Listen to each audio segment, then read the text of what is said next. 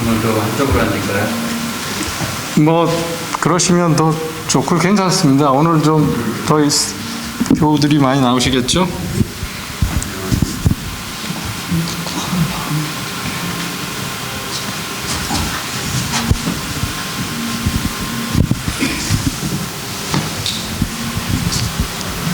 지난 며칠이 금방 갔습니다. 아쉽습니다. 네, 저는 이렇게 여러 군데 다닐 때마다 확실히 느끼고 있는 것은 제가 뭔가를 배우고 가는 거죠. 물론 이제 여러분들도 저에게서 뭔가 새로운 걸 듣고 계시지만은 제가 여러분들에게서 뭔가를 배우고 간다는 걸 잊지 마십시오. 이 시간에는 그 뜻하지 않게 우리 목사님께서 이거를 자리를 마련해 주셨는데, 어제까지 저에게 집계된 질문들을 제가 어젯밤에 정리를 했거든요. 그걸 먼저 할까요? 그럴까요? 그동안에 여러분들이 생각나시는 게 있으면 마음에 두셨다가 말씀을 해 주십시오.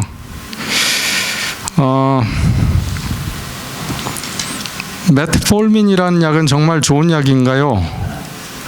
이거 질문하신 분 나오셨나요?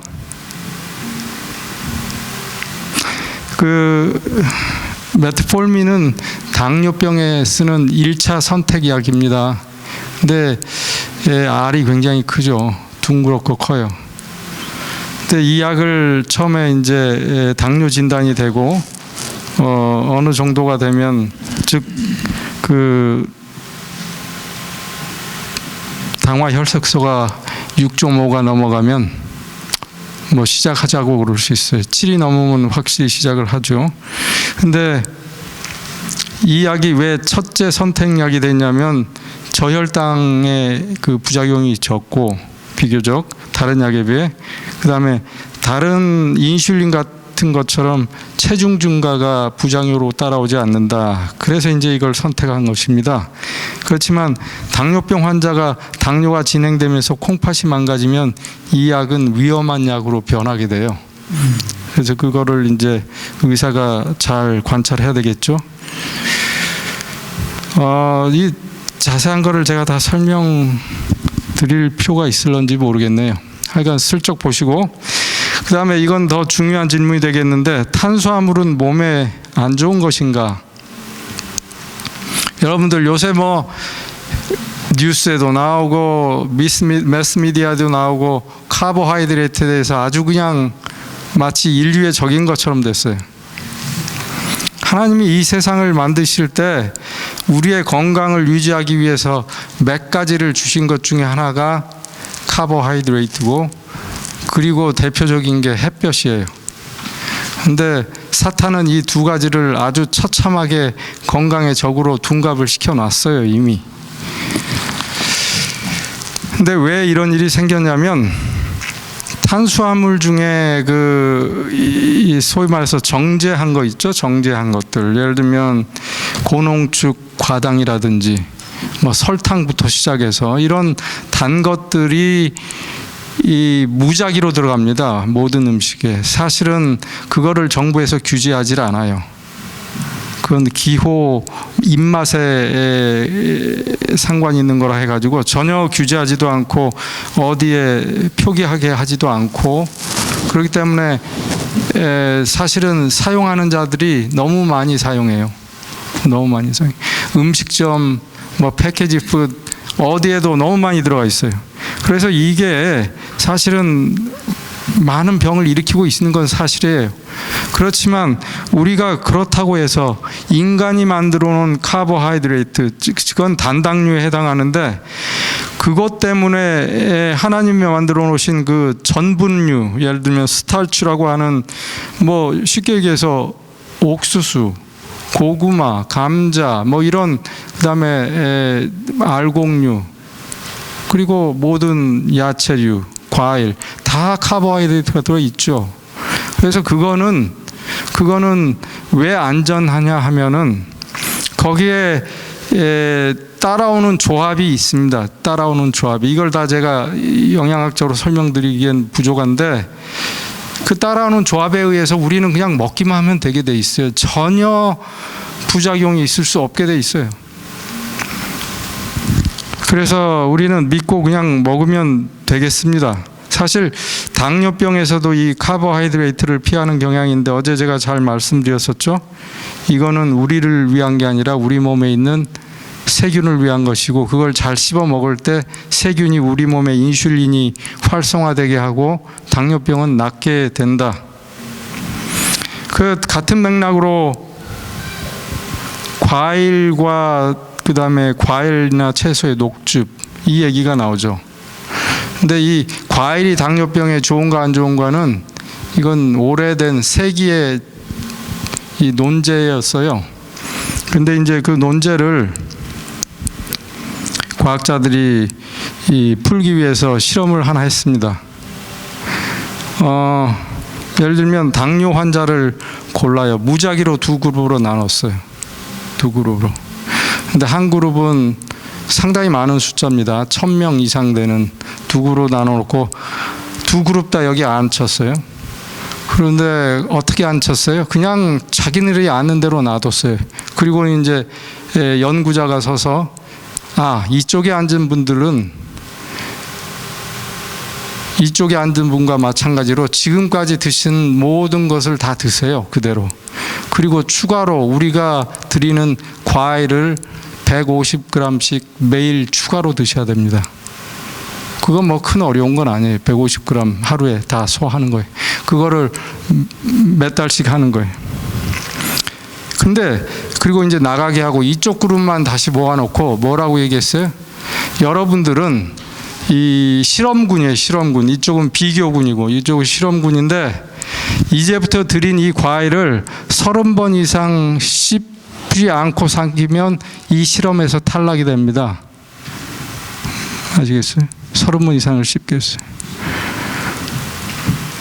그리고 그거를 계속 관찰해 봤더니 이쪽 그룹은 혈당이 올라갔어요. 왜요? 엑스트라로 더 먹었으니까. 근데 이쪽 그룹은 혈당이 떨어지기 시작해요. 당화혈색소부터. 왜요? 오래 씹었기 때문에 무슨 일이 일어나는 거예요? 오래 씹어서 그게 어디에 갔어요? 세균에, 우리 대장에 있는 세균에 가서 거기에서 좋은 일이 일어났어요. 그러니까 우리의 그 과학적인 지식을 1 더하기 1은 2다라는 아주 단순한 이 사고방식. 예를 들면 여러분들 노인들이 옛날에 무릎이 아프면 소 그 연골을 갖다가 고아 먹으면 좋다. 뭐 젊은 아이들이 이 바디빌딩 하면서 프로테인 가루를 먹으면 근육이 빨리 생긴다. 이런 아주 단순 무식한 것들 때문에 음식 산업이 그걸 이용해서 발달하는 거고, 아시다시피 여러분들이 뭘 드시든지 소화되고 분해되고 간에서 다시 재생되는 거예요. 과학자들이 그랬습니다. 우리는 프로테인이 필요하다. 그 그룹이 있고, 우리는 카보하이드레이트만 제대로 먹어도 상관없다라는 그룹이 말싸움을 하다가 이쪽에서 뭐라고 그랬어요? 소들 봐라. 소들은 맨풀만 먹는데 하루에 몇 파운드씩 근육이 붙지 않느냐. 이해가 되시죠? 그거는 간에서 아미노 애시드로 변환을 시켜서 다시 근육을 재생시켜 주니까 그렇죠. 사람은 하물며 소보다도 못하진 않습니다.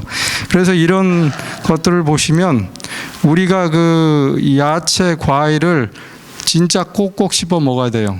근데 이때 주의하셔야 될 것은 이제 환자가 아닌 이상, 예를 들면 수술하고 바로 회복기에 있는 환자라든지 씹을 수 없는 상황이 있는 환자의 경우는 어쩔 수 없이 이 녹즙이라든지 이런 걸로 해서 서빙을 해야 되지만, 씹을 수 있음에도 불구하고 진화론적인 사상으로 영양가 있는 걸 다 집어넣고 갈아가지고 마시면 자기는 몸에 좋은 게 다 들어갔으니까 되려니 하지만 이게 바로 당뇨병의 원인이 돼요. 이게 바로 당뇨병. 같은 이 과일, 야채를 먹어도 갈아서 먹으면 당이 올라가고 당뇨병이 됩니다, 실제로. 그래서 이 관계, 우리가 씹을 때 입안에서 나오는 침하고 합쳐지면서 침 안에 있는 어떤 그 유산균들이 어떤 물질을 분비한다고 그래요. 그 물질이 대장에 있는 균들에게 신호를 전달해 준대요. 이것까지는 과학자들이 발견했어요. 그러니까 이 우리가 먹고 사는 게 그렇게 그냥 뭐 자동차에 휘발유 넣으면 가고 이런 관계가 아니거든요. 그러니까 좀 더 우리가 이타적인 개념으로, 공생의 개념으로 먹는 것을 생각해야 되겠습니다. 그다음에 이런 경우가 있습니다. 허기지는 경우. 이제 제가 저녁은 먹지 말고 자자 이런 말씀도 하는데 허기져서 못 견디죠. 그렇죠? 허기지는 게 그냥 배가 고프다를 떠나서 막 그 저혈당의 그 증상이죠. 뭐 땀도 좀 나는 것 같고 불안하고 가슴도 뛰는 것 같고 눈앞이 침침해지고 그러는데, 사실 이렇게 혈당이 떨어지는 근본 원인은 평상시에 근육이나 간에 포도당 리저브가 없어요. 리저브가 없어요. 이런 분들은 100이면 100 아침을 안 먹고 저녁을 늘 먹어왔던 분들이에요. 그렇기 때문에 우리가 아침을 먹을 때 신진대사가 활발해가지고 간이나 근육에 먹는 게 다 저장이 되거든요. 저녁에 먹는 건 하나도 그쪽으로 갈 수가 없어요. 어디로 가요? 그 창자 주변에 그냥 남아 있어요. 그게 이제 뱃살이거든요. 그게 소위 말해서 visceral fat, 내장 지방이 되겠는데, 이런 상황에서 내장 지방은 아무리 굶어도 그게 유틸라이즈 되려면 상당히 시간이 걸립니다. 그러니까 갑자기 밥을 안 먹으면 없어요. 그래서 제가 쉽게 말씀드리는데, 내장 지방은 그 골드 바예요. 금괴. 여러분들이 아무리 금괴 많아도 그거 하나 들고 가서 밥 먹기 힘듭니다. 그거 언제 바꿔가지고 어떻게 해서 먹겠어요. 여러분들이 하지만 은행에 돈이 있으면 언제든지 카드를 통해 쓸 수 있어요. 그건 캐시예요. 그러니까 여러분들이 캐시를 가져야 되는데, 그게 바로 근육이나 간에 저장된 포도당이 캐시예요. 아시겠어요? 빨리빨리 쓸 수 있어요. 그래서 스테디하게 우리 몸에 당을 유지할 수가 있게 돼 있어요. 그렇지만 잘못된 생활 습관으로 이 복부 지방이 많아지면은 근육은, 간은 고갈이 돼 가지고 리저브가 없어요. 그렇기 때문에 허기지는 일이 생깁니다. 그래서 다소 그렇더라도 꾸준히 할 수 있는 만큼 계속 할 때 이제 그게 변화가 오죠. 제가 어제 말씀드렸다시피 제 자신이 그거를 인체 실험을 했다고 그랬잖아요. 3개월 동안에 여러 번 했습니다. 여러 번, 한 3번 정도 반복해서 매년 해왔던 거예요. 똑같은 걸 확인했죠.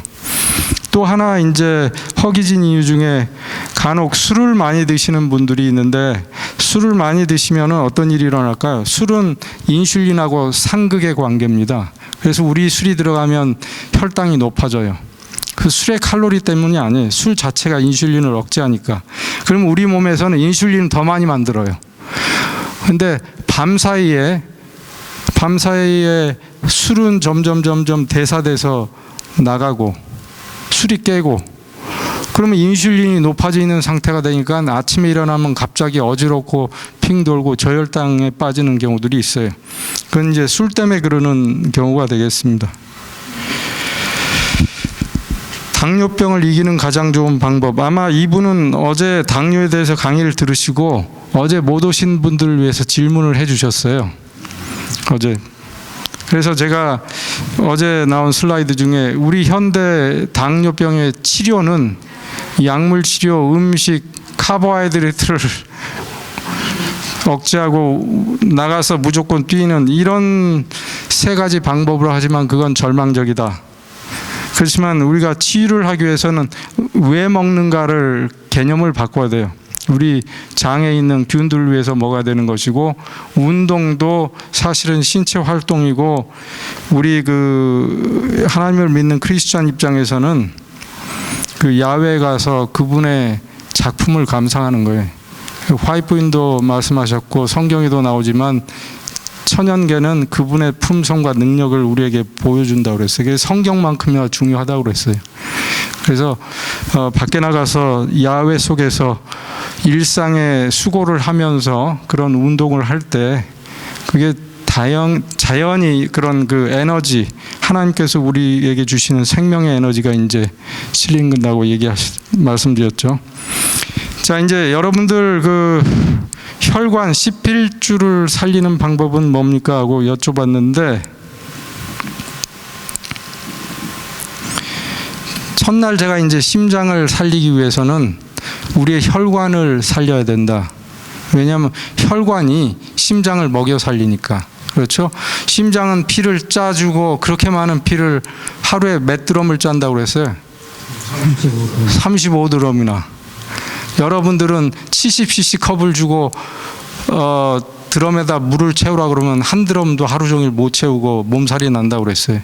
그거를 1년도 아니고 우리가 죽는 순간까지 반복해서 최소한 35드럼을 짜고 있는 이 심장, 그것도 대강 짜는 게 아니라 죽을 힘을 해, 바늘이 들어가지 않을 정도로 딱딱해질 정도로 자기 몸을 혹사해서 일을 하는데, 그 심장의 근육은 누가 먹여 살리는가 이거예요.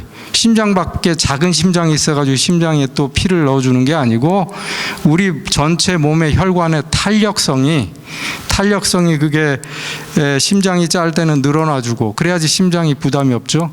심장이 늘어날 때는 피를 다시 보내줌으로써 야, 너도 먹어야지, 그렇고 주고받고 하는 공생의 관계, 이 개념이 결국은 심장을 튼튼하게 유지하는 건데, 그렇게 하기 위해서는 운동을 하는 것이죠. 왜냐하면 유산소 운동이라는 게 땀이 나야 되는 거거든요. 근데 제가 환자들에게 이 얘기를 하면 10명 중에 한두 명은 그런 말씀해. 선생님, 저는 땀이 안 나요, 체질이. 예, 땀이 안 난다는 얘기는 땀 날 만큼 운동을 하신 적이 없는 분 얘기예요. 세상에 땀 안 나는 사람은 없습니다. 그러니까 특히 여자분들이 그렇거든요. 그러니까 땀을 나도록 자꾸, 우리 남자들은 알아요. 축구 시합을 한번 하고 났을 때 그 상쾌함. 예, 저는 그 기억합니다. 중학교 때 볼이 안 보일 정도로 하고 가면 성적표가 가방에 들어있는데 그걸 까맣게 잊어요. 이거 가면 분명히 혼나는 건데 뭐 까짓거 뭐 어때? 왜냐하면 마음이 너무 평안스러워요. 그렇게 뛰고 나면. 자, 우리가 이런 노동이나 이런 유산소 운동으로 오는 이 뇌파가, 좋은 뇌파가 나오고 시로토닌, 엔돌핀이 나오는 이런 경험을 매일 하지 않고 살기 때문에 매일매일 찌들어 사는 것 같고, 자꾸 몸이 망가지고 정신이 불안해지고 우울해지는 경험을 할 수가 있는데, 혈관을 살린다는 것은 이 혈관의 탄력성, 사실은 이 마지막 줄에 현대 과학이 어떤 한 사람의 수명을 예측할 수 있는 인자를 찾기 시작했어요. 그걸 수세 시기를 했는데 지금까지 밝혀진 건 딱 두 가지입니다. 혈관의 탄력성과 그 유전자 끝에 남아있는 텔로미어라고 하는 그 부분이 있거든요. 그 길이가 점점 짧아집니다. 그래서 그걸로 인해서 이 사람의 수명을 예측할 수가 있어요. 근데 그 텔로미어 얘기를 하자 보면, 운동을 하면 그 텔로미어가 다시 길어진대요. 혈관의 탄력성으로 말하자면 유산소 운동을 하면 땀이 난다는 거고, 땀이 난다는 것은 혈관이 늘어나가지고 그 늘어난 혈관을 통해서, 모세혈관을 통해서 이 노폐물이 수분과 따라서 배출된 게 땀이거든요. 그렇기 때문에 운동 하나면 우리 수명을 연장한다는 거 아니겠어요? 그렇죠? 그래서 저는 그렇게 얘기합니다. 우리가 걸을 수 있고 운동할 수 있을 만큼 우리는 살아요. 저희 어머님이 90이 되셔가지고 올해 초에 넘어지시고 힙 프랙처가 되시고 보행기로 이제 겨우 보행을 시작하셨는데, 예, 그렇게 총명하시고 튼튼하신 분이 완전히 디스커리지 되셔서, 그래서 제가 한 달 전에 방문을 하고 왔거든요. 근데 야, 이게 어쩌면 내가 보는 어머니의 마지막 모습이 아닌가 생각을 하고 참 안타까웠어요.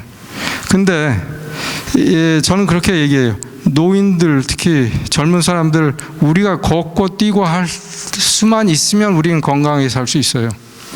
근데 어떤 이유로든 그게 점점 줄어들고 끊어질 때 그 다음에는 우리의 수명을 예측할 수가 없는 것이죠.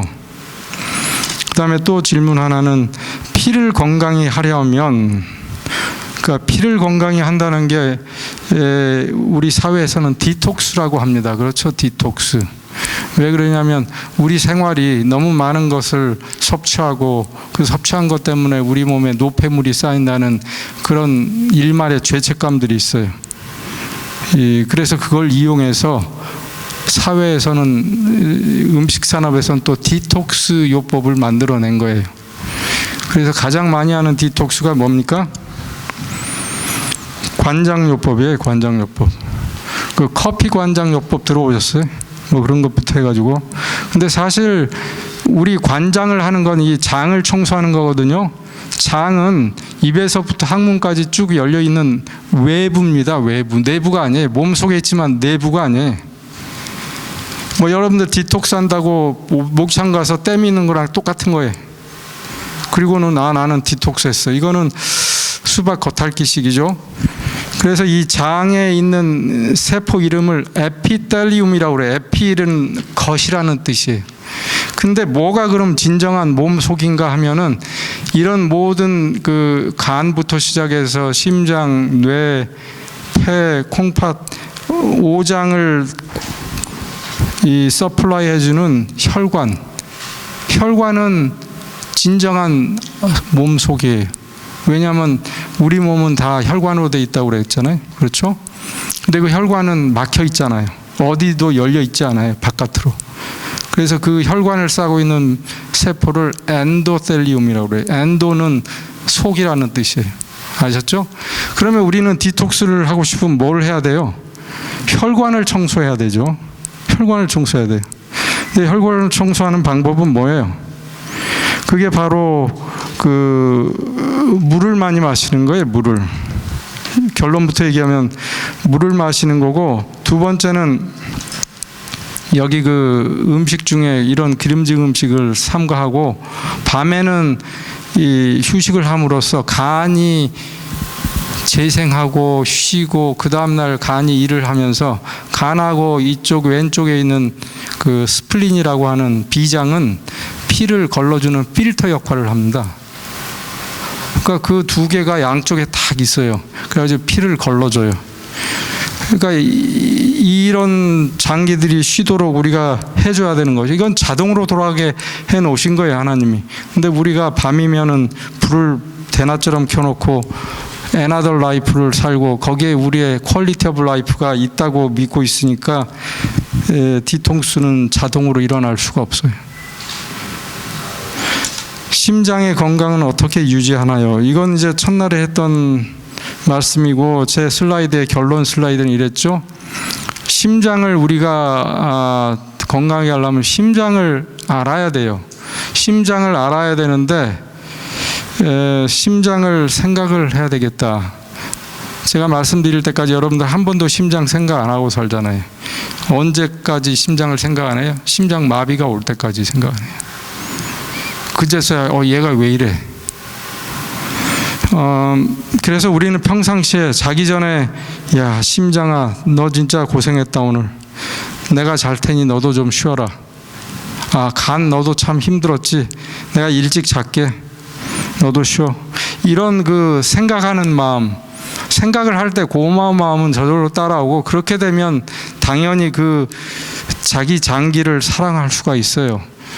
이 예수님께서도 내 자신을 사랑하는 만큼 남을 이웃을 사랑하라고 그랬는데, 우리는 이웃을 사랑하기는커녕 내 자신도 사랑할 수가 없어요. 그렇죠? 내 자신을 사랑할 수 없어요. 왜 사랑을 못해요? 내 자신이 나의 욕망으로만 가려져 있기 때문에 그것만 채우면 그게 내 자신에 대한 보답이라고 생각을 해요. 이게 굉장히 큰 잘못된 거죠. 그래서 심장을 진짜 위하는 길은 부담을 덜어주는 것이고, 그거는 이상적인 몸무게를 유지하면서 저염식을 하는 것이죠. 소금을 먹는다는 얘기는, 소금은 물을 끌어당깁니다. 그래서 여러분들이 소금을 조금이라도 먹게 되면, 엑스트라로 먹게 되면은 그만큼 혈액의 볼륨이 증가돼요. 제가 재미있는 얘기를 하나 해드릴게요. 옛날에 이제 그 서울에서 일할 때 제 환자 중에 고혈압 환자가 있었어요.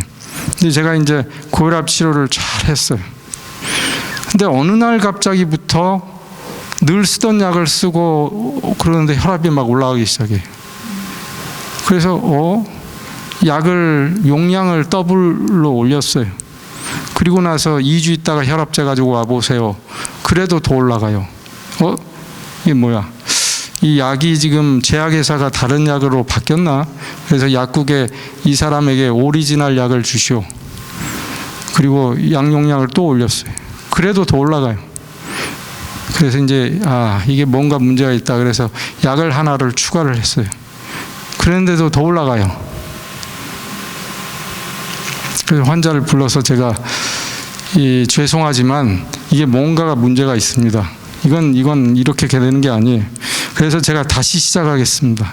처음 환자를 보는 것처럼 새로 시작했어요. 자, 환자분 직업이 무엇이죠? 뭘 하시죠? 그 다음에 하루는 어떻게 보내세요? 담배 피우시나요? 집안에 심장마비 환자가 있었나? 진짜 신환을 뉴 페이션트를 보는 것처럼 똑같이 이제 다시 시작했어요. 겸손한 마음으로. From the scratch. 근데 그러다 보니까 이 환자가 소금을 먹기 시작한 걸 발견했어요. 근데 인터넷을 자기가 찾아보니까 친구가 권해서 찾아보니까 고혈압에 좋다는 소금을 팔고 있더래요. 그래서 자기가 그 소금을 한 자루를 사다가 매일 한 스푼씩 먹고 있는 거예요. 스푼씩. 그래서 그래서 제가 들어봤어요. 그랬더니 진짜 이렇게 써 있어요. 고혈압 환자에게 추천하는 소금. 근데 그 내막을 잘 보면요 이렇습니다. 소금은 NaCl이죠. 나트륨 클로라이드, 염화 나트륨인데 소듐 클로라이드. 이제 근데 그게 100% 돼 있는 게 정제 소금이에요. 근데 사실은 소듐이 문제거든요. 소듐이 물을 끌어당겨서 이제 이런 볼륨을 증가시키고 혈압이 올라가는데 파는 그 소금은 천연염이에요. 그래서 거기에는 마그네슘도 들어있고 칼슘도 좀 들어있고 NA의 양이 97.8%예요. 아시겠어요? 그러니까 고혈압 환자가 먹으려면 정제염을 먹지 말고 이 소금을 드시면 소듐 섭취량이 한 업투 3% 준다. 이 뜻이에요. 그러니까 고혈압 환자는 딴 소금 드시지 말고 이 소금을 드시라는 건데 이분은 고혈압의 치료제로 생각을 하는 거예요. 이런 일이 허다하게 일어납니다. 사실 인터넷상에서 허다하게 일어나요. 허다하게. 그래서 제가 설명을 하고 끊고 약은 옛날로 돌리고 그런 해프닝이 있었어요. 그러니까 우리가 이 저염식을 한다는 것은 사실은 자기 입맛으로 따지면 안 돼요. 누구도 자기가 짜게 먹는 사람 없어요. 왜냐하면 혀가 바로 길들여져요. 바로 길들여져요.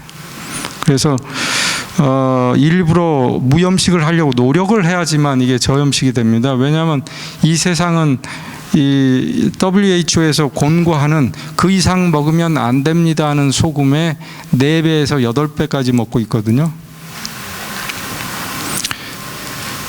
그래서 이제 그게 문제죠. 사실 이거를 제가 공부를 하다 보니까 레스토랑 같은데 그다음에 모든 음식점뿐만 아니라 거기 패키지 푸드 그다음에 애들 과자까지 소금을 더 넣게 돼 있어요. 근데 UBC의 비즈니스 스쿨이 좀 유명해요. 거기서 나온 논문을 보면 어느 레스토랑을 다 조사했는데 조사하면서 세무신고한 액과 이 레스토랑에서 사들이는 소금의 양과는 비례한다고 돼 있어요. 왜 그럴까요? 여러분들이 음식점에 가서 싱거우면요 다시는 안 가요. 왜냐하면 이미 스탠다드가 다 거기에 맞춰져 있기 때문에 싱거우면 이거는 요리가 안 된 음식이 되는 거예요. 개념이. 다소 짜면 이 집은 좀 음식을 짜게 하네 이러고 말아요. 근데 짜다고 생각해도 먹다 보면 일순간에 그게 없어져요. 그리고 또 어떤 일이 일어나면 레스토랑 입장에서는 맥주나 음료수를 시켜요. 사람들이 더. 자기도 모르게 짜니까. 그래서 일거양득이 돼요. 그래서 그걸 알기 때문에 자꾸 소금을 더 넣어요. 경쟁적으로. 그래서 매년 소금은 엄청나게 꾸준히 올라가고 있어요. 섭취량이. 그래서 이걸 우리가 이 정신을 차리지 않으면 이 심장은 죽어라 하고 고생하는 겁니다. 그 다음에 이 얘기는 제가 얘기했죠. 산소 영양 공급을 심장 근육에 하기 위해서 동맥경화를 예방하고 혈관 탄력성을 개선해야 되겠다. 이게 심장을 위하는 길이고 건강한 심장을 만드는 방법입니다. 또 이런 질문. 가끔 심장이 두근두근 하는데 그 이유는 뭘까요? 제가 교회 지남에 쓴 글 중에 올해 초반부에, 이제 올해는 뭐에 대해서 썼냐면 우리 몸과 마음의 상호 관계에 대해서 써왔는데 거기에 심장 얘기가 많이 나왔어요. 근데 그 심장은 우리의 마음이라고 표현이 돼 있죠. 그래서 사람들이 여기에 마음이 있다고, 하트가 여기, 그 하트 모양 있죠? 이렇게 하는 거.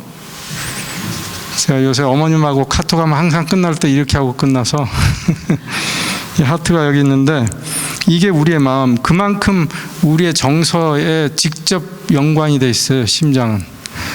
근데 우리가 심장을 튼튼하게 하면 두근거림이 없어지고 그러면 우리 마음도 안정이 돼요. 역으로.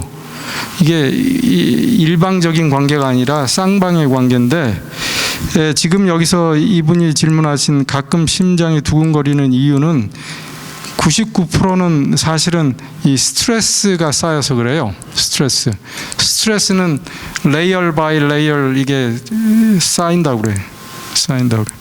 자기는 자고 나면 까먹어요. 그렇지만 우리 몸은, 우리 피지올로지는 그거를 쌓인 만큼 그 스트레스 호르몬을 만들어내요. 근데 이 스트레스 호르몬이 이제 그게 문제죠. 스트레스 호르몬이 그 뇌교라고 하는 폰스에서 주로 많이 신체적 반응을 이제 하게 돼요. 이게 뇌교, 말하자면 뇌에서 우리 그 스파이널 코드하고 합쳐지는 중간 부에 있어서 뇌교라고 그래요. 다리인데 그 뇌에서 만들어진 어떤 그 신호가 여기를 통해서 레귤레이션 되거든요. 여기서 아무리 스트레스를 받았어도 얘가 이거를 잘 이렇게 완화시켜 놓으면 우리 몸은 편안합니다. 반면에 여기에서 아무리 스트레스가 없는 것 같아도 얘가 잘못 신호를 증폭하게 되면, 근데 이 뇌교에 작용하는 대표적인 호르몬이 세로토닌하고 노르에피네프린이에요. 노르에피네프린은 이게 스트레스를 받고 우리가 그 어떤 그 정서적으로 안정된 생활을 못하게 되면 쌓여요. 그래서 이게 올라가요. 이게 올라가게 되면 그때 우리는 느껴요. 나 스트레스 받았어. 아유, 스트레스 때문에 죽겠어. 그렇게 될 때는 이미 이게 많이 올라간 상태고, 그럴 때 저 호르몬, 노르에피네프린 스트레스 호르몬은 심장을 자극해서 가슴이 두근거리게 하고 여러 가지 그 불면증도 오고 신경질적으로 되고, 예, 소화불량도 오고 이런 일이 생깁니다. 그래서 이거를 역행하기 위해서는 이게 시소 관계예요. 시소. 얘를 줄일 수는 없습니다. 사실 우리 인생에 스트레스를 줄일 방법은 없어요. 내가 우리 회사의 보스를 자를 수는 없어요. 그렇죠? 내가 회사를 빨리 바꿀 수도 없고 시험을 없앨 수도 없어요. 학생들이 다음 주에 있는 시험을 없앨 수는 없어요. 스트레스를 스트레서라고 하는데 그거를 없앨 수는 없어요. 그렇지만 그거를 없앨 수는 없지만 이 세로토닌을 올릴 수는 있어요.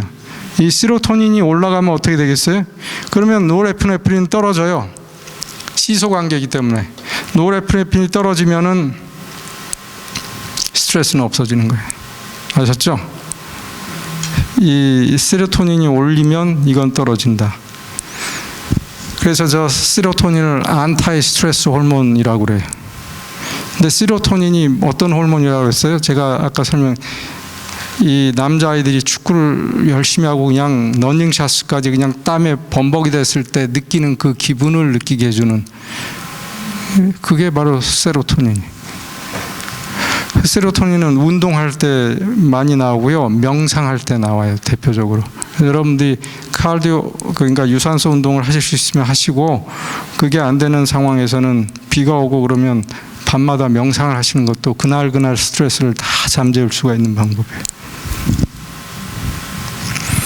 콜레스테롤 약 얘기를 하셨는데, 이거는 콜레스테롤 약을 쓴다는 것 자체가 이미 우리 이 메타볼릭 디지즈가 와 있다는 얘기죠. 물론 유전의 성향이 상당히 많이 관여돼 있어요. 특히 콜레스테롤은. 그런데 여기에 대해서는 아직도 학자들 간에 결론이 나질 않았어요. 그렇지만 우리 현대의학에서는 이 심장마비나 중풍을 예방하기 위해서 최소한 한 번 걸린 분들에게 그 2차 예방, 세컨더리 프리벤션을 위해서는 꼭 쓰도록 돼 있고, 그것도 아주 스트릭트하게 쓰게 돼 있어요. 근데 의사가 이걸 쓰라고 권유했다면 그거는 어떤 상황이든 꼭 써야 될 상황일 걸로 저는 믿어요. 그렇다면은 제대로 먹어야 되는 거예요. 그러면서 그걸로 끝내는 게 아니고, 물론 피검사하면 이제 콜레스테롤은 떨어졌을 거고 의사도 이제 됐습니다 하겠지만, 그렇다고 된 게 아니에요. 약을 먹어가면서 운동을 하고 식이요법을 하고 여러 가지 생활의 변화를 꾀해서 약을 끊어가도록 해야 되는 거죠. 근데 우리 특히 한국 사람들은 약을 벌레 보듯이 하거든요. 그래서 어떤 약을 드린다 그러면 저는 그런 약 먹을 사람이 아니에요, 이렇게 얘기해요. 그런데 사실은 그거를, 저는 약은 여러분들을 구급해주는 구급요원이라 생각하시면 돼요. 그렇지만 구급요원에 의지해서 평생 살 수 있는 건 아니니까, 그거를 또 하나는 우산이라고 생각할 수도 있어요. 어느 날 갑자기 비가 오면은 우산 써야죠. 그렇다고 우산이 있다고 밖에서 그냥 살 이유는 없어요. 비가 안 오는 곳으로 옮겨야죠. 그런 것처럼 약은 하나의 일시적인 것이고, 이왕 쓸 거면 제대로 써야죠. 우산을 쓰면서 이거 쓰기 싫어 이렇게 쓰고 다니면 그거는 잘못 쓰는 거예요. 그래서 비규칙적으로 먹을 때 부작용이라는 것은 따로 있는 게 아니고, 그 약의 효과, 원래 그 약을 먹게 했던 그 속의 목적을 달성하지 못하는 게 부작용이 되겠죠. 콜레스테롤 약 자체가 부작용이 꽤 있습니다. 이게 블로팅, 그러니까 가스가 차고 소화가 좀 안 되고 그럴 수도 있는데, 그래서 자기 전에 먹죠, 되게. 네. 그 다음에 이제 아마도 마지막 질문 같은데, 만성 통증 얘기를 하시는 것 같아요. 어떤 분이신지 몰라도 우리가 살다 보면은 그 남이 알아주지 않는 그런 통증. 사실 이 여자분들이 특히 좀 더 많아요. 그래서 남편이 웬만큼 성인이 되기 전에, 성자가 되기 전에는 그걸 다 받아주기가 어려워요. 그래서 이제 삐지고 화나고 싸우고 그럴 수 있어요. 근데 왜 3년 병에 효자 없다 이런 말이 있던가요? 매일 볼 때마다 나 여기 아파 나 여기 아파 그러면 이게 남편도 근데 본인은 그게 거짓말이 아니거든요. 진짜 아파요. 진짜 아프니까 얘기를 하죠. 어디다 얘기하겠어요? 길거리에 가서 얘기하겠어요? 가장 가까운 사람한테 얘기하고 싶은 거죠. 그래서 이 만성통증이라는 건 상당히 어려운 겁니다. 굉장히 어려운 거예요. 제가 만성통증에 대해서도 강의를 한 게 있고, 그게 시간이 없어서 그냥 결론 슬라이드만 보여드리겠는데, 만성통증의 기전은 이게 왜 오는가? 이 통증이 닭이 먼저냐 달걀이 먼저나 이런 얘기하듯이, 통증이 어느 날 있었으니까 내가 통증을 무서워하게 된 거지, 이렇게 이해하는 사람들이 많아요. 근데 어떤 사람들은, 학자들은 그게 아니야. 그런 분들은 통증을 처음부터 무서워했어. 왜 그런지 모르지만. 그래서 심지어 조금만 아파도 그냥 벌쩍 뛰는 통증의 스레시홀드가 소위 말해서 낮다 이거예요. 그래서 이 통증에 대한 개념을 좀 고쳐야 되지 않는가, 그렇게 주장하는 학자들도 있어요. 어떤 분들은 그 통증을 더 잘 느끼는 분들이 주로 여자들인데, 여자들은 감성적이라고 그러죠. 감성적. 그리고 굉장히 그 오감이 발달돼 있어요, 남자들보다. 그래서 맛도 더 잘 보고 소리도 더 잘 듣고 느낌을 잘 느끼시는데, 그런데 발달이 돼 있기 때문에 통증도 더 예민하게 잘 느낀다 이거예요. 근데 사실은 그게 다가 아닙니다. 그렇다고 해서 그분들이 꼭 고통 속에 살아야 되느냐? 그건 절대 아니에요. 그런 상황에서 만성적으로 계속 우리가 통증을 느끼는데 호소하는데 그거는 어디서 일어나면 전두엽에서 일어나요. 전두엽에서. 감광내는 이 후두엽에 있고 전두엽에서 그거를 느끼면서 이 하나의 고정관념으로 돼요. 고정관념으로. 그렇게 될 때 어떤 일이 일어나냐면요. 이 척수가 통증 신호가 오면 바로 맞장구를 쳐요. 그럼 그렇지. 신호가 왜 안 오나 했어. 그리고 바로 통증 신호를 보내줘요. 그렇기 때문에 나쁜 게 점점 더 나빠져요. 설상가상이라고 그러나요? 계속 나빠지는 거예요.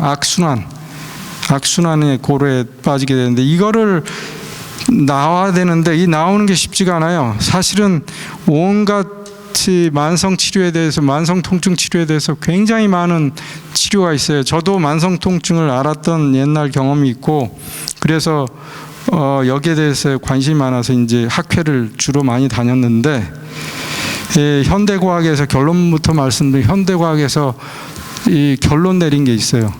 그 만성 통증의 결론은 명상밖에 없다. 뭐냐면 어제 잠깐 말씀드린 이 전부 전두엽을 강화시키는 것밖에 없다. 왜냐하면 전부 전두엽은 워낙 상위 뇌이기 때문에 우리의 모든 오감을 잠재울 수가 있어요. 제가 이런 얘기를 드릴게요. 제가 이제 만성 통증이 제가 이제 교통사고를 크게 2번을 당해가지고 이 목에 디스크가 2개가 있고 근데 제 직업이 서전이다 보니까 항상 수그리고 이렇게 몇 시간씩 일을 하다가 이 목의 통증이 너무 심해서 제 전속 이 물리치료사까지 제 병원에 있을 정도로 참 힘든 세월을 보냈어요. 근데 한 번은 저희 병원에 이 어떤 스님이 입원을 하게 됐는데 그분은 이 조계종에서 스피커를 만드는 분이에요. 스피커라는 게 여러분들 조계종 집회하면 한 30만 명 모입니다. 거기다 스피커를 하려면 우리 사람 키만한 걸 5척을 올려요. 그리고 옆으로 5척을 쌓아가지고 큰 건물 같은 거를 솔운동장 뒤로 돌리는 거예요. 근데 그런 걸 세팅하고 30억을 받아서 그걸 세팅하는데 그 정도 돈이죠. 근데 이분이 그걸 하다가 뭡니까 쏘에서 이 나무가 튀면서 여기 박혔어요. 그래서 와서 이제 저희가 수술하고 다행히 아무 문제 없이 태어나게 됐는데 이분이 태어나면서 저한테 송 교수님 제가 보답할 건 없고 저희 문화원에 와서 차 한잔 하십시다. 그래서 제가 갔어요. 그래서 이제 둘이 차를 한잔 하면서 얘기하다가 근데 송 교수님은 목이 좀 너무 뻗정하신 것 같아요. 예, 제가 이래서 그럼 저랑 요가를 하십시다. 저는 7년 동안 너무 고통을 받고 살았기 때문에 지푸라기라도 잡고 싶었어요. 그래서 요가를 했어요. 근데 그 요가를 하면서부터 3개월 후부터 약을 다 끊었어요. 한 5알씩 먹어야지만 잤는데 약을 다 끊었어요. 그 요가를 하면서 느낀 게 제 신체에 변화가 와요. 저의 정신세계에 변화가 오는 걸 느꼈어요. 그래서 이제 제가 거기에 교수 요가회를 만들었어요. 근데 사람들이 저를 본 거예요. 식당에서 송 교수가 옛날만큼 그렇게 인상 쓰고 안 다니네. 요새 좋은 일이 있나 봐. 그래서 글쎄 달라진 건 요가하는 것밖에 없는데 야 무슨 교수가 요가를 해. 당신이 무슨 어디 양이 아니야 양이. 왜 한의사처럼 그런 걸 하냐 이거예요. 그래서 제가 좋으니까 하죠.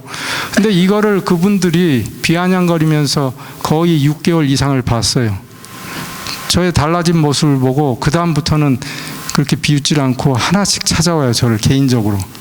송 교수 사실은 말이야 내가 스트레스 무척 심하네. 근데 반잠도 못하는데 근데 이럴 때 요가 해도 되는 거야? 한번 와보세요. 이렇게 해서 7명을 모으게 됐어요. 제가 끌어간 게 아니에요. 한 명씩 제 방문을 녹하고 와요. 조용히. 7명이 왔어요. 7명이 했습니다. 매일 5시에. 일이 끝나고 회진 돌기 전에 5시에 모여서 30분 요가, 15분 차 한잔 딱 헤어지는 거예요. 거기선 정치나 학교 얘기, 그 환자 얘기는 금하기. 그리고 이제 인생에 좋은 얘기만 하고 딱 끝나요. 그러면서 저는 건강해지고 이분들도 병을 다 나아요. 우울증이 낫고 심장에 협심증이 자꾸 오는 제 친한 친구도 약을 끊고 좋아졌고, 저는 그래서 이 요가의 컴포넌트가 3개입니다. 하나는 자세. 근데 우리가 그리스도인으로서 요가를 해서 요기가 되려고 하는 게 아니고, 요가를 하면서 어떤 미신이나 우상을 섬기는 게 아닌 이상 명상을 하면서 우리의 그리스도인의 그런 마음을 함양할 수 있어요. 이제 또 하나는 스트레칭. 그러니까 온갖 관절을 그냥 꺾고 야단이죠. 그냥 아파요, 처음엔. 그러면서 꾸준히 하면서 몸이 유연해지고, 번쩍번쩍 무거운 걸 들어도 허리 통증이 전혀 없어요.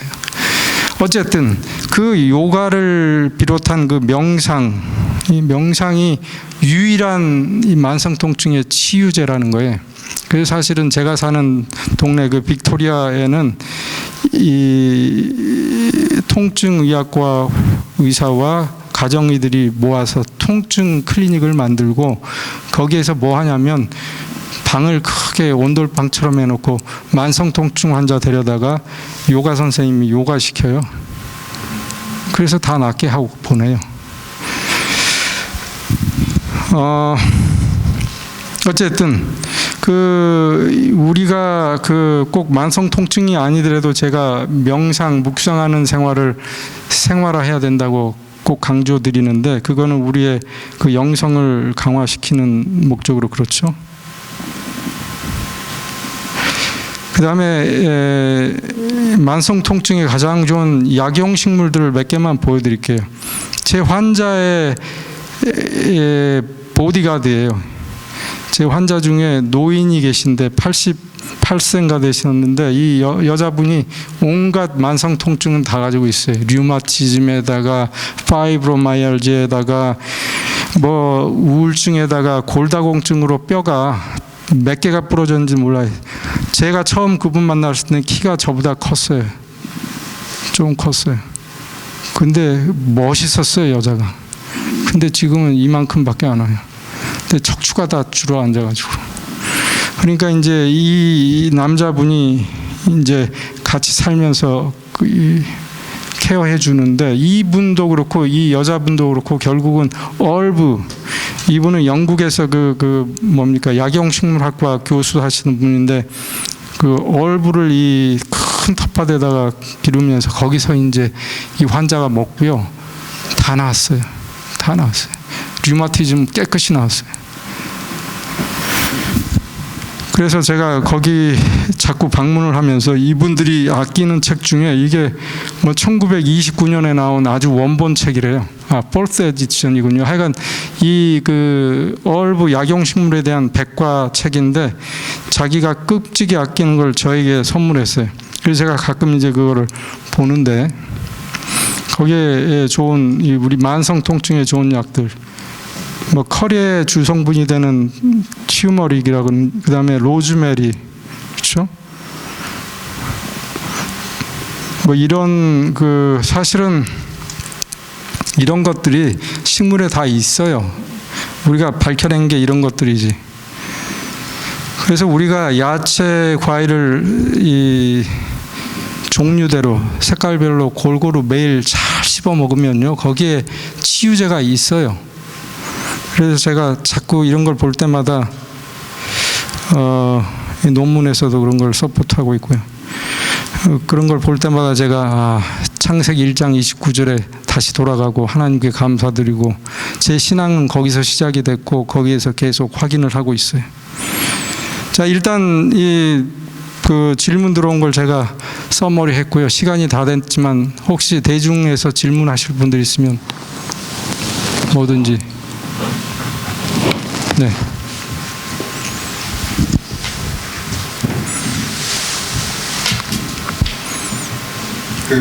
남자나 여자나 어떤 나이가 되면은 네.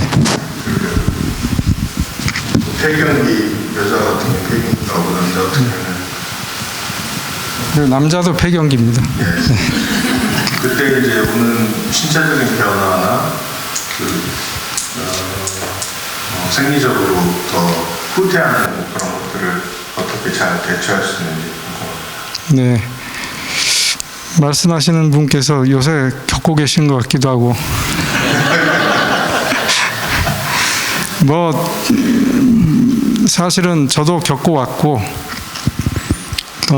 다 겪는 겁니다. 그 아주 중요한 질문이신 것 같은데 그 우리 인생에 진짜 그야말로 아이들 다 키우고 아이들 대학 가고 시집장가 갈 때쯤 되면 이제 우리 인생에 황혼이 오기 시작해.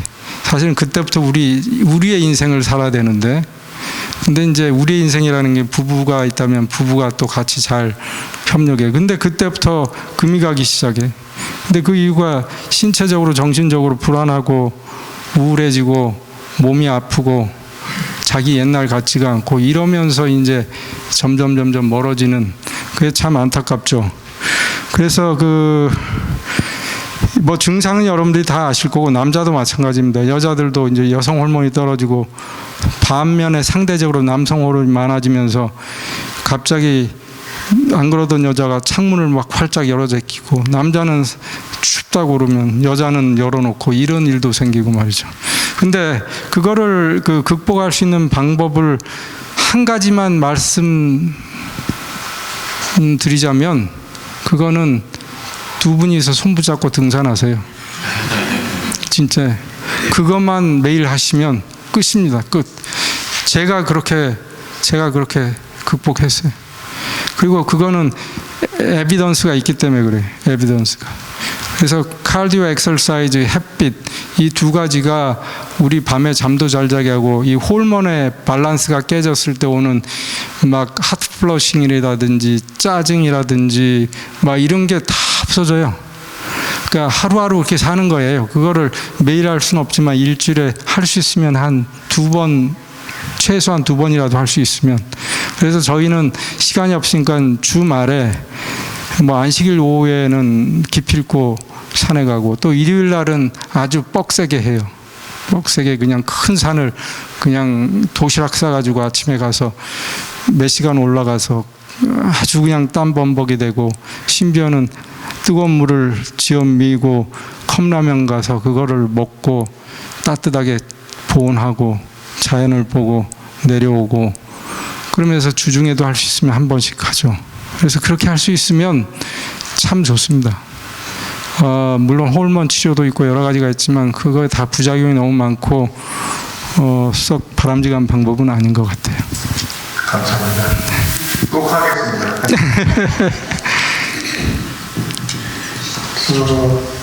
혈압약 먹는 사람인데 네. 혈압약하고 그러니까 좀 암로디핀하고 네.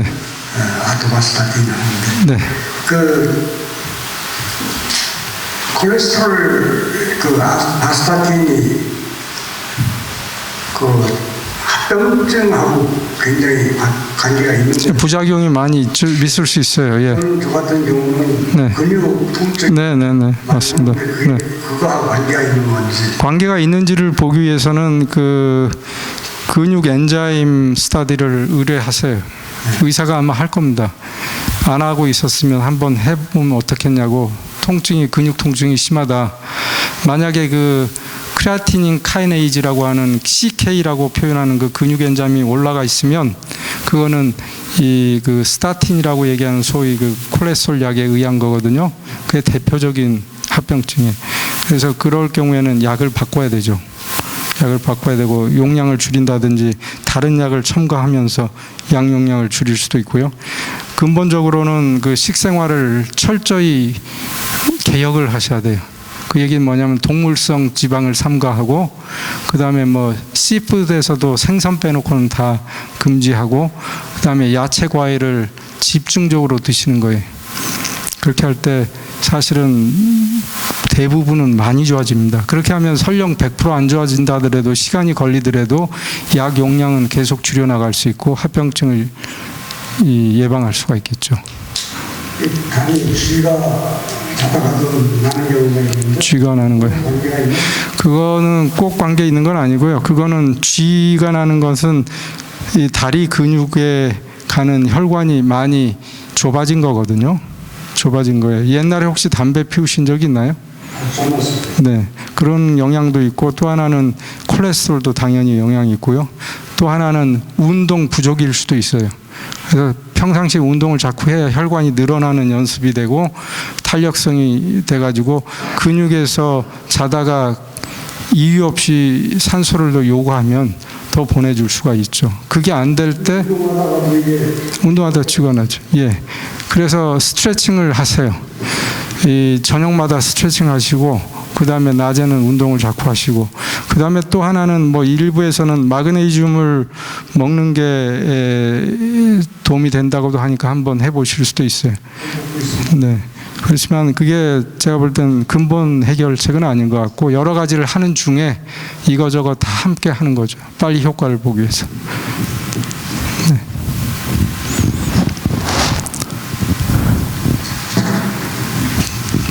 네. 저는 콜레스테롤은 정상인데 네. HDL이 항상 낮거든요. 맞아요. 네.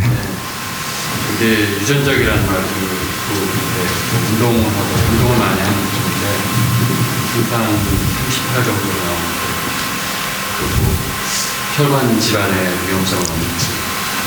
그 현대 과학에서는 LDL이라고 하는 나쁜 콜레스테롤과 HDL이라고 하는 좋은 콜레스테롤의 비율 가지고도 이제 어떤 예후를 짐작하기도 하고 그래서 나쁜 콜레스테롤이 낮지만 높지 않은데 좋은 콜레스테롤이 낮다 그러는 것도 그런 비율 면에서는 썩 바람직하지는 않겠죠. 그래서 좋은 콜레스테롤 올려야 되는데 그거는 두 가지 있는데 하나는 그야말로 그 유산소 운동을 빡세게 자꾸 하시는 거고 두 번째는 어쩌면 이게 더 중요할지도 모르겠는데 너트 종류